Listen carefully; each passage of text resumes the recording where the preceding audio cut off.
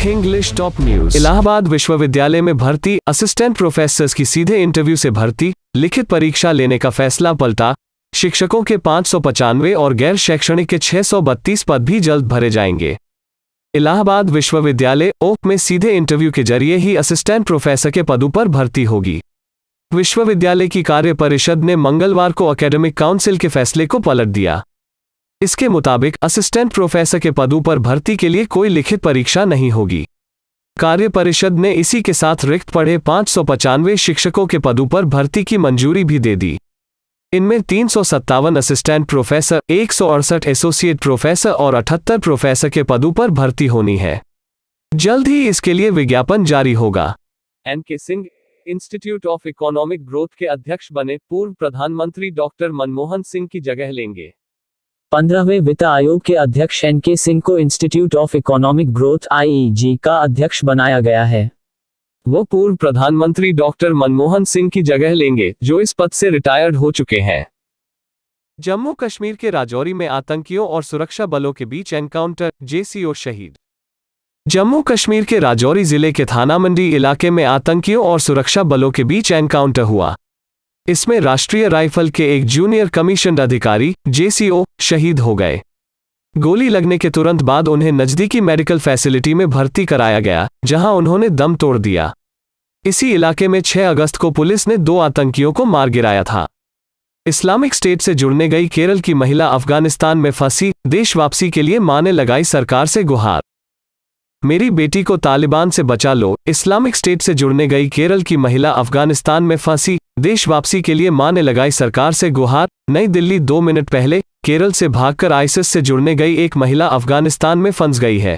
उसकी मां ने भारत सरकार से गुहार लगाई है कि उसे वापस लाया जाए और उस पर भारतीय कानून के तहत मुकदमा चलाया जाए। निमिषा फातिमा नाम की यह महिला 2017 में केरल से लापता हो गई थी। बाद में खबर आई थी कि उसने आतंकी संगठन आईसिस से जुड़ने के बाद 2019 में अफगान सेना के सामने आत्मसमर्पण कर दिया था।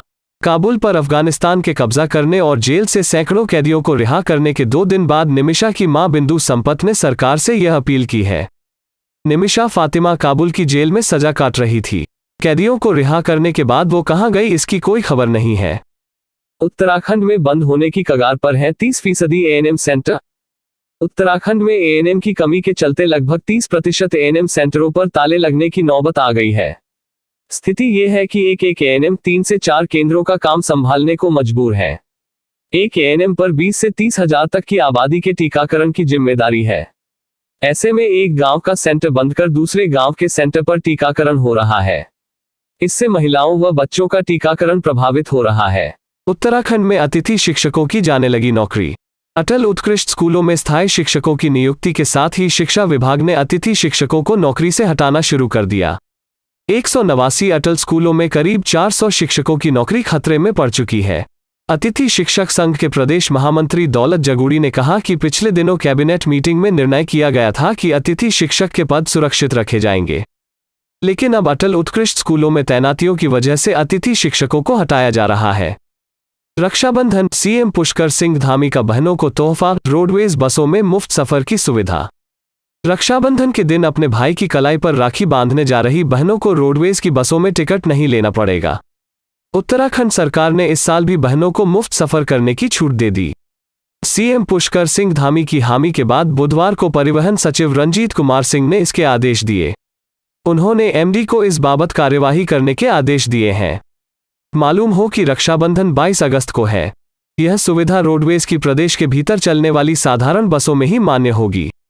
बहनों की मुफ्त सवारी के खर्च की भरपाई सरकार रोडवेज को करेगी। दूसरी तरफ जीएम रोडवेज दीपक जैन ने बताया कि सरकार को छूट के संबंध में आदेश प्राप्त हो गया है।